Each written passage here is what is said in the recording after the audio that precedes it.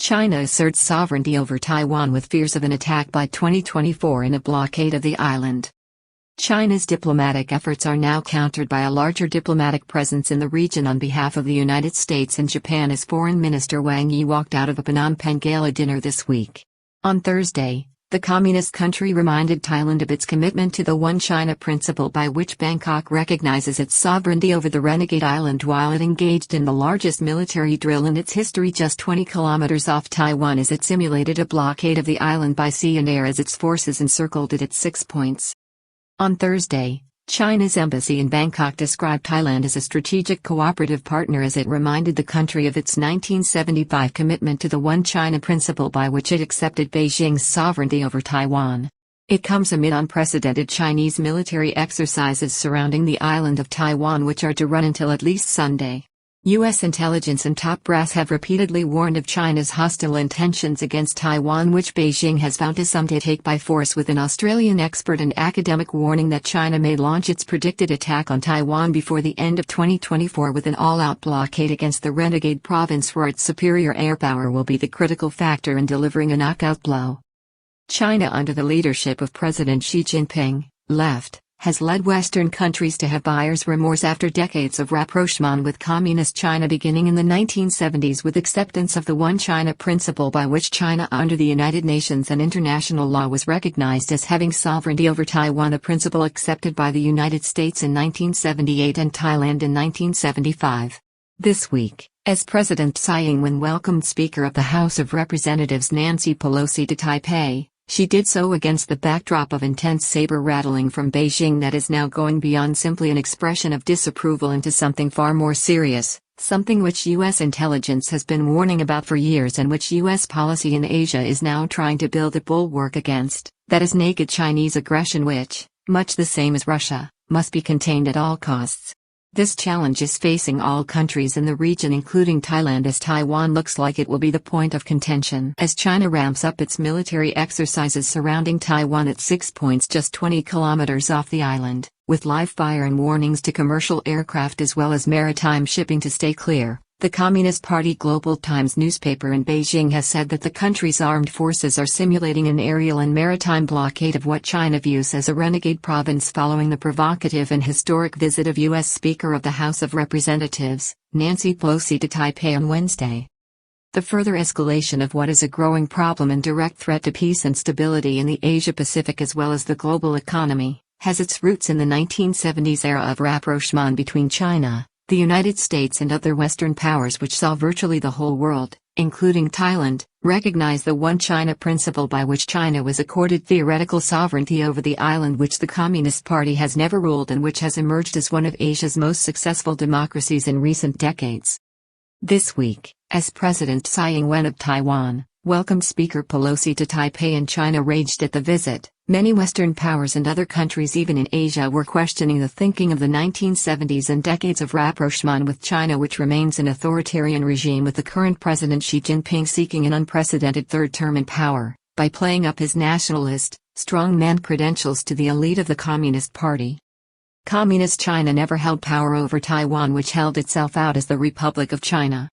Taiwan, formerly known as Formosa, was occupied by Japan in 1895 and only came under the control of mainland China in the aftermath of World War II when it held itself out as the Republic of China and became a haven for the retreating nationalist forces of key U.S. ally against the Japanese, Chiang Kai-shek at the end of 1949 when the Communist Party swept to power in Beijing.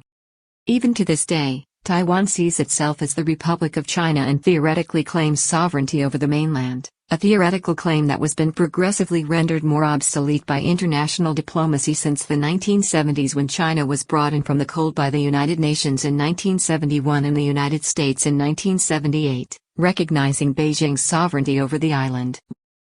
The problem today, however, is that the Western world has developed buyer's remorse over this diplomatic approach based on the thinking that a prosperous China would lead to a more benign power emerging as a key support to global economic growth and the international order.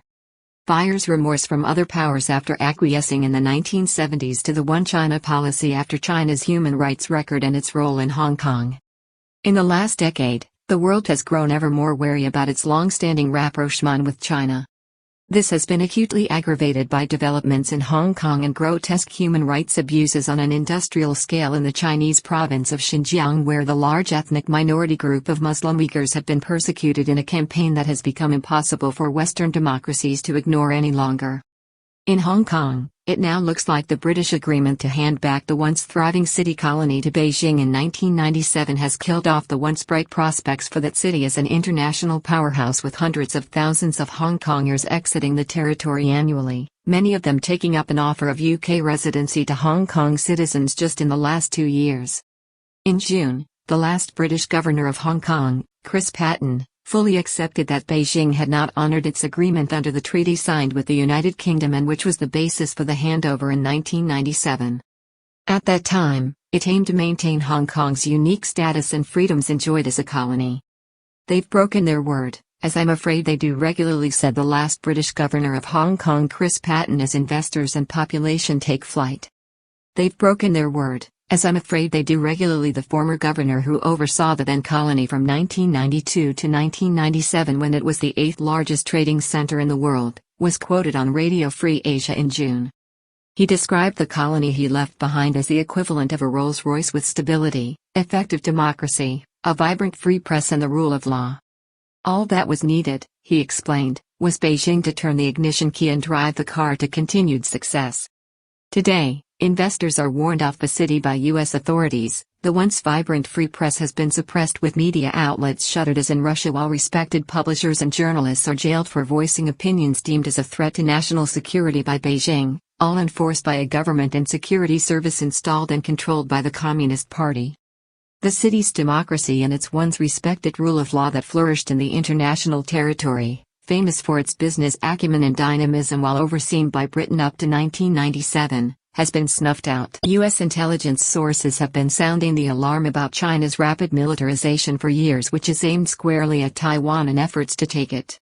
At the same time, U.S. intelligence sources have, in the last 5 years, been urgently highlighting the accelerating militarization of China, with top brass telling Congress that they believe that China is preparing for a military invasion of Taiwan or military operation against the island, something that some senior intelligence sources have predicted will happen in the next 10 years, despite the reluctance of many longtime observers of China in accepting this on the basis of their undoubted rationale that it would lead to huge losses for both China as well as the United States, Western powers, and indeed all countries in the region if this happened. They also point to the challenge presented to China by the invasion of a well-defended island hundreds of kilometers from its shore. It is still a Herculean task even for the strongest of military powers, which the communist country has now become. However, it is the economic damage caused by a potential outbreak of war in the Asia-Pacific, and in particular, the Taiwan Strait, that stands out. Sensitive nature of the Taiwan Strait makes this a global security and economic challenge and comes with erratic Chinese behavior since the virus crisis. This week, it was revealed by Bloomberg that 50% of all containers shipped worldwide in the first 7 months of 2022 sailed through the Taiwan Strait to the west of the island, which, at its narrowest, is only 120 kilometers from the Chinese mainland. However, respected analysts, even as late as early this year, said the same thing about the prospects of Russia launching an all-out invasion against Ukraine up to February 24, 2022. Analysts should also note that since the virus emergency of 2019, it has not been business as usual for China, a country that now regularly shuts down critically important economic areas, inexplicably cuts off electricity to key production centers, and where economic data is now openly questioned and dismissed by respected economists as fabricated. The factory of the world as China had been seen up to recent years is now also in the grip of a deeply concerning property and banking crisis, which authorities in the Middle Kingdom have not been able to come to terms with despite the draconian powers exercised by the Communist Party, except for hiring gangs of thugs wearing white shirts who have emerged to shut down protest activities by depositors outside failed banks in the country, in similar actions to those seen in Hong Kong during pro-democracy protests up to last year. Exodus of Western firms from China since the U.S.-China trade war, as economies around the world appear to be firmly on road to decoupling from it. These are some of the reasons for the exodus of Western firms from China over the last 3 years since former U.S. President Donald Trump launched a trade war against Beijing. There are also now reports of barriers being erected by the United States concerning computer chip manufacturing and advanced technology industries, as well as an ongoing financial decoupling, with U.S. authorities adopting a more hawkish and skeptical stance toward Chinese firms due to both security and regulatory concerns. There is now a definite momentum worldwide, with firms seeking to disconnect their supply chains from China, while at the economic level, countries are far warier of engaging with Beijing or its leading firms. Australian professor believes China will ultimately blockade Taiwan and that air power will be critical. This week's simulation of a blockade may well be an indicator of what China has in mind for Taiwan, according to 51-year-old Professor Clinton Fernandez of the University of New South Wales in Australia. He has warned that the key to any tussle between the United States and supporting Western powers over Taiwan with China, in military terms, if a conflict does open up, will be the battle for air power and superiority, while also suggesting that China's strategy in forcing the island into submission may not be an invasion but a permanent blockade. Key to a war over Taiwan will be air power. The military center of gravity is China's air defense system in the south. It has the ability to deny the United States control of the air. If the United States cannot control the air, it cannot win either at land or at sea, he explained in October 2021. The defense of Taiwan is predicated on a Chinese invasion, but if China's main effort is not an invasion but a blockade, then what? Taiwan doesn't have a plan B. That's the big problem. Professor Fernandez believes we are already in the danger window for any potential Chinese action. Beijing's move expected anytime up to the end of 2024 after the Winter Olympic Games, says expert. He predicted last year that it will come before the 2024 U.S. general election and after the 2022 Winter Olympics in Beijing, which took place earlier this year. China's Belt and Road policy in the region, including its plans for Thailand, has seen the communist giant encouraging the use of rail and land transit of goods and exports to foreign markets rather than the use of shipping lanes. At the same time, the administration of U.S. President Joe Biden, through his coordinator for the Asia-Pacific, Dr. Kurt Campbell, earlier this year, in April, made no secret that U.S. policy on Ukraine was designed to be emphatic and decisive in order to send a clear signal to Beijing about its intents towards Taiwan. Vicious U.S. sanctions on Russia open the door to a new, more polarized order also in the Asia-Pacific, clearly aimed at China as a cautionary tale. The U.S. government, it is understood, believes that there is a significant threat of hostile action by China towards Taiwan and has repeated that it sees its goal as the maintenance of peace and stability in the region. Thailand urged by its experts to stay neutral and take advantage of any potential economic fallout. Reaction to the latest military drills in Bangkok has been predictable, with Sumpop Manarungsan of the Panupiwat Institute of Management, PIM, warning on Thursday that more can be expected from Beijing after the visit of the 82-year-old Ms. Pelosi in support of democracy and human rights. As a strategic action, the U.S. has started an opening move which will only deepen the polarization between the U.S. and China, he said. His view was supported by Mr. Sumchai Phagafazvivat, a respected observer and international analyst who urged Thailand to tread a careful line of strict impartiality between the roiling tensions that are quickly developing between those jockeying for power in the region against a backdrop of U.S. suspicion as to China's intent. More business expected from China in Taiwan. Mr. Sumpop also saw an opportunity for Thailand as tensions over Taiwan begin to encroach on the dynamic island's economy and its business sector. More businessmen from mainland China are also expected to come to Thailand as they still maintain good business ties with their Taiwanese counterparts. It is also likely that these Taiwanese businessmen will use Thailand as a base for their exports to mainland China, Mr. Sumpop opined. It's also important for Thailand to work closely with other ASEAN countries to strengthen regional security. Taiwan is one of Thailand's largest investors, and Bangkok recognized Taipei up until 1975 when it accepted the One China principle like other countries. Taiwan is one of Thailand's largest inward investors, with the island state also being a key ally up to 1975 when the kingdom recognized the One China principle and established diplomatic relations with Beijing, thereby relegating Taipei. Up to that point, China and Thailand were enemies, with Bangkok viewing the Communist Party in Beijing as a destabilizing force in the country over its sponsorship of internal insurgency groups.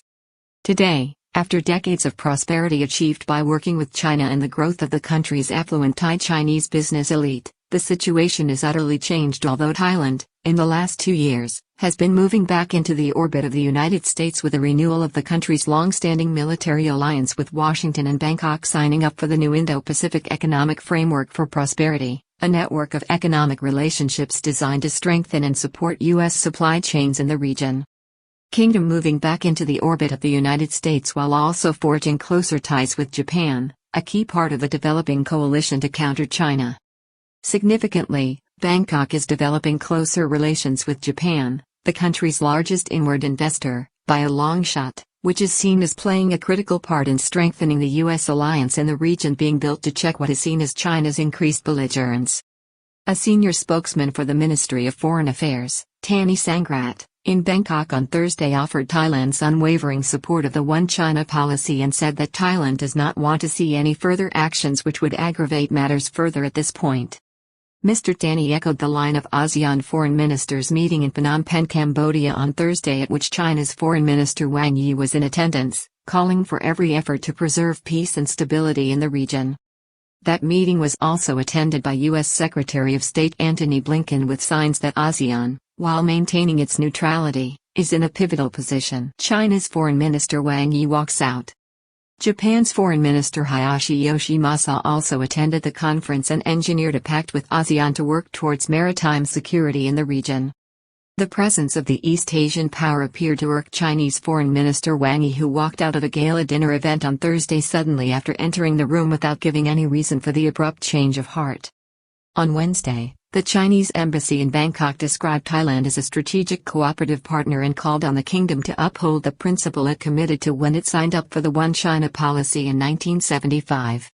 The statement said that China remained convinced that Thailand, as a friendly neighbor of China, will continue to uphold international justice, support China's efforts to safeguard state sovereignty and territorial integrity, champion China's great cause of reunification, and work with China to jointly maintain the peace and stability in the Taiwan Strait and the region.